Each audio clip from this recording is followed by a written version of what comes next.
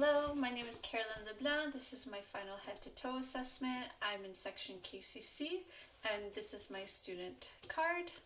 I'm just going to give you guys a 360 of the room.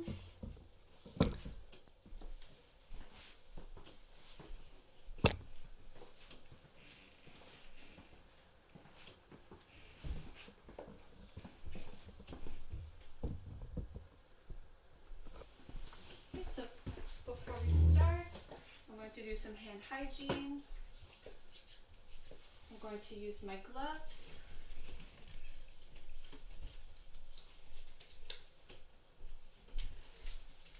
And I'm going to wash my stethoscope.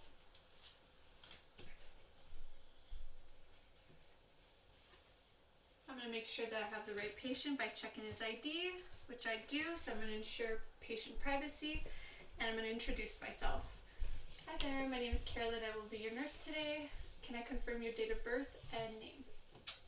February 27th, 1931, William Overton. Perfect. So William, I'm here to do a head-to-toe assessment on you. There's going to be some palpation and inspection. Are you okay with that? Yes. Are you in any pain or discomfort? No. And before we start, do you need to go to the bathroom? No. Okay, perfect. So we're going to get started with a general survey. So by looking at my patient, his physical appearance, he looks his stated age and his skin color is even and matches his background, genetic background. Next, for his body structure, I'm just going to get you to stand up. There's no deformities. His body is symmetrical bilaterally. His posture is erect and comfortable, and his height is appropriate for his age. Thank you. You can sit back down. For his behavior, he can maintain eye contact. He's wearing the appropriate clothing for the weather. His facial expressions are congruent with the situation, and he is cooperative and pleasant. For his work of breathing, his does not look like he's in respiratory distress. He is breathing quite relaxed and calmly and regularly. And lastly, for level of consciousness, I'm just going to ask you three things. What is your name? William Overton. Where are you? In the hospital. And what year are we in? 2023.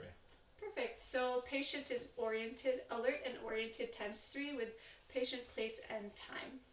So first we're going to assess the head. I can see his facial features are symmetrical bilaterally, his eyes, nasolabial folds, and mouth. I don't see any discoloration on his face, any scars or lesions. So we're going to go ahead and assess the cranial nerve 7, which is the facial nerve. William, I'm just going to get you to do a certain faces. So can you smile with your teeth? Can you make a sad face? Can you frown?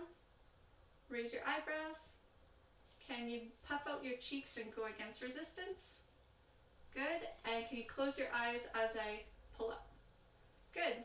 So the patient was able to go against resistance. So his cranial nerve 7 is intact and his facial features are symmetrical. Next, we're going to move on to the eyes. I can see they're bilaterally symmetrical. His eyelids are no ptosis, no redness, no discharge. His eyelashes have an even distribution and they're full and intact.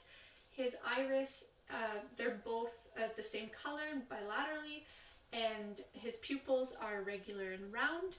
The sclera is white and the conjunctiva is pink with no sign of inflammation. He does not have sunken in eyes and does not have exophthalmos, which is protruding eyes. Next, I'm going to assess the cranial nerve 3, which is the ocular motor nerve.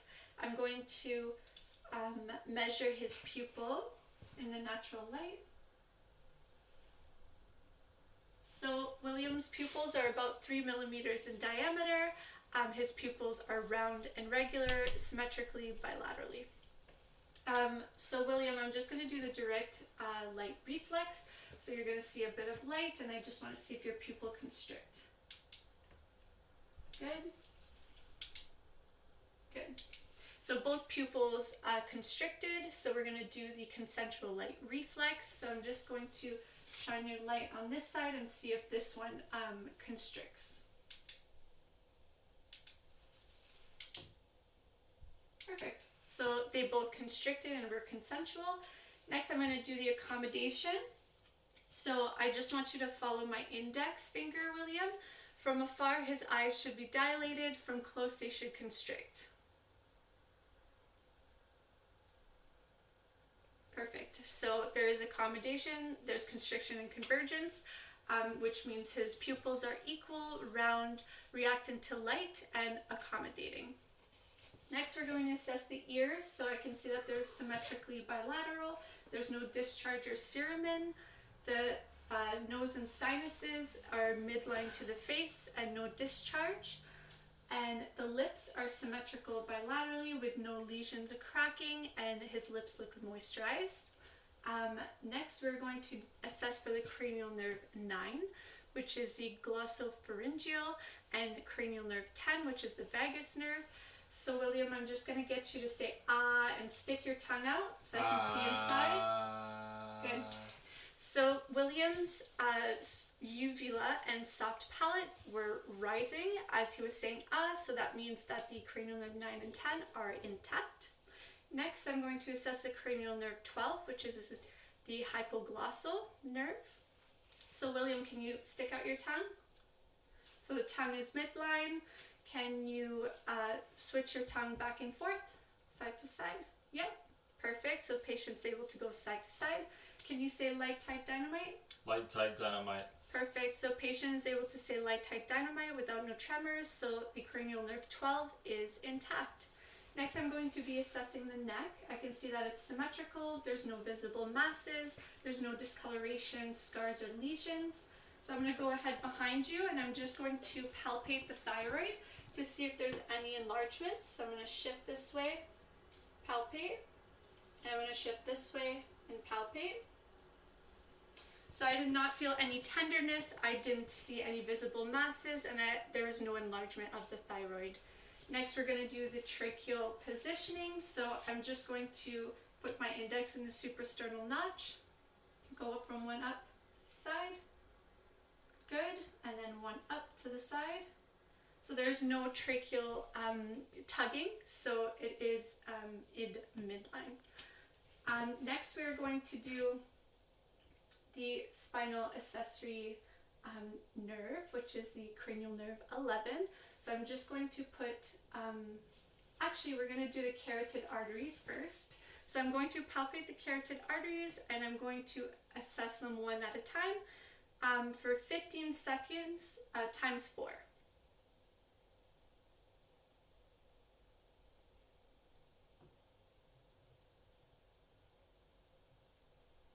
Okay, so this side was 78 beats per minute, regular rhythm, strength of 2. So I'm just going to go on the other side and palpate that carotid artery for 15 seconds times 4.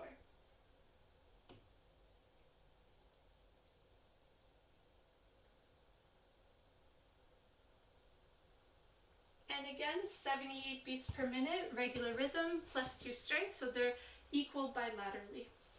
Next, we're going to do the cranial nerve 11, spinal accessory. So I'm just going to get you to shrug your shoulders up as I put resistance, okay? Go ahead. Good. And can you look over on your shoulder and as I put resistance? Good. On the other side? Good. So perfect. Cranial nerve 11 is intact. Next, we're going to do the upper extremities. So in a clinical setting, I would cover my patient at the bottom, expose only the top. So I can see that both limbs are symmetrical bilaterally. There's no visible scars, no lesions, and there's even hair distribution on the arms. So William, I'm just going to get you to move over a little bit like this. Perfect. And I'm just going to palpate your arms. Let me know if you feel any pain or discomfort.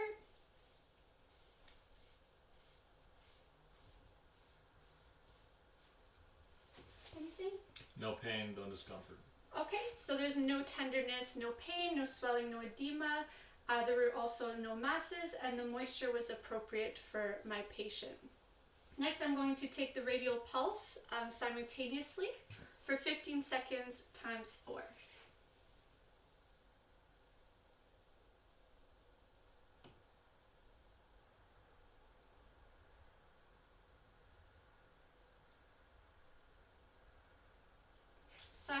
80 beats per minute, regular rhythm, +2 strength, equal bilaterally. Next, I want you to do the hand grip strength. So I want you to grip on my hands like that as hard as you can. Perfect. So my patient has equal strength in both hands. Next, we're going to assess the lower extremities. So I'm going to cover the top up and I'm going to expose only the legs. So yeah, so I can see that they're symmetrical bilaterally. There's no scars, lesions, and there's even hair distribution. Next, I'm going to palpate, if that's okay with you, one at a time.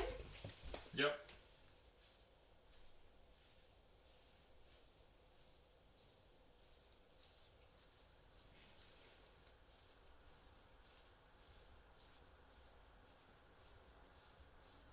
Any pain? Nope. So there's no tenderness, no pain, no edema, no swelling, there's no masses, and the moisture was appropriate for my patient. So next we're going to move on to the thorax and lungs. So I'm going to get you to turn around and face me. Yeah, posteriorly. Great. I'll just move you up. There we go. So I'm going to inspect the posterior thorax first. I can see that there's no skeletal deformities, there's no lesions or scars or any discoloration. So next I'm going to palpate. So let me know if you feel any discomfort or pain, okay, William?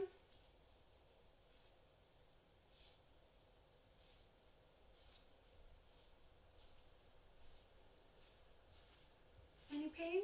No. Okay.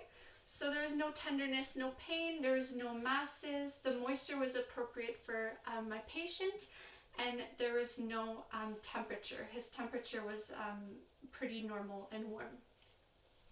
Next, I'm going to do the chest expansion.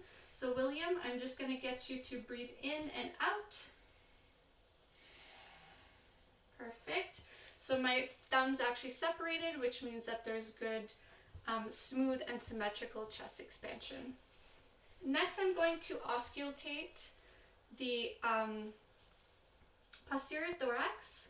So William, whenever you feel my stethoscope, I want you to take a deep breath in and out.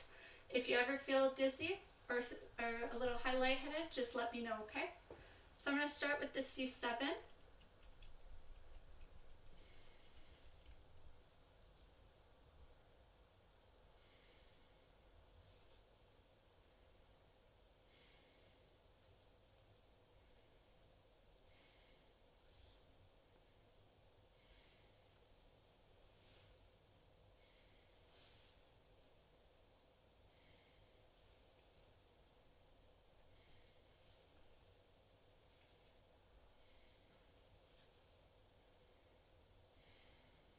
Perfect.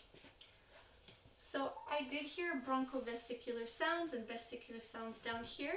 There were no adventitious sounds, no crackling or wheezing or stridors. Perfect, thank you, William. So I'm going to get you to face me. I'm going to inspect the anterior thorax now. I'm going to take his respiration rate without telling him and distracting him by holding his pulse here. So I'm going to take his respirations for 15 seconds times 4.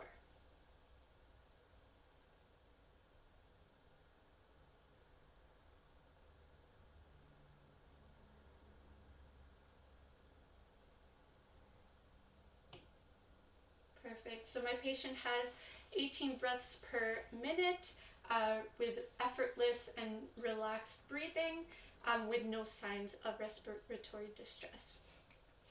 Next, I'm going to find the apical pulse, which is found in the mitral valve.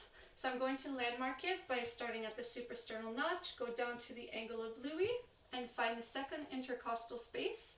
Go down all the way to the 5th intercostal, right here, which I will be auscultating.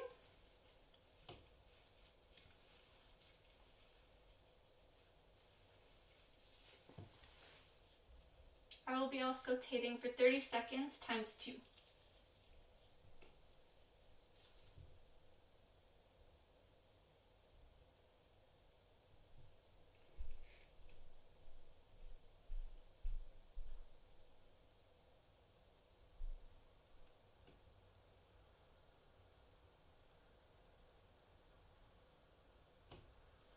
Perfect. So my patient's rhythm is 80 beats per minute, regular rhythm, strength of +2. There were S1 and S2 sounds present, but S3 and S4 were not, which is a good sign. So next we're going to do an abdominal assessment. So I'm just going to get you to lay, William. So you can lay on your back, put your feet up here and your head up there. I'm just going to get the camera.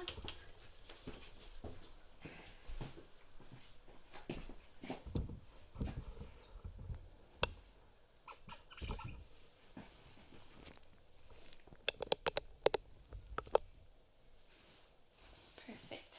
Okay. So first I'm going to be covering my patient up appropriately. So I'm going to be putting this blanket on the lower extremity, covering the top and just exposing your abdominal. So first I can see that there's no discoloration, no scars, no masses. The umbilicus is midline and there's no lesions. Next I'm going to auscultate. Starting with the right lower quadrant.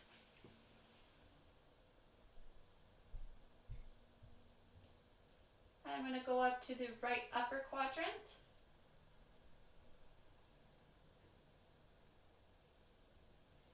Next to the left upper quadrant. And down to the lower left quadrant. Perfect. So I was able to hear regular bowel sounds. They were high-pitched and gurgling, cascading. There was about 5 to 30 sounds per minute. Next, I'm going to go ahead and palpate in circular motions. So let me know if you feel any kind of discomfort or anything. So I'm going to start with the right lower quadrant. Any pain? No. So there's no tenderness, no pain, no superficial masses. What about the right upper quadrant? No. No pain, no tenderness, no superficial masses. The left upper quadrant? No pain. No pain, no superficial masses. And what about the lower left quadrant? No pain.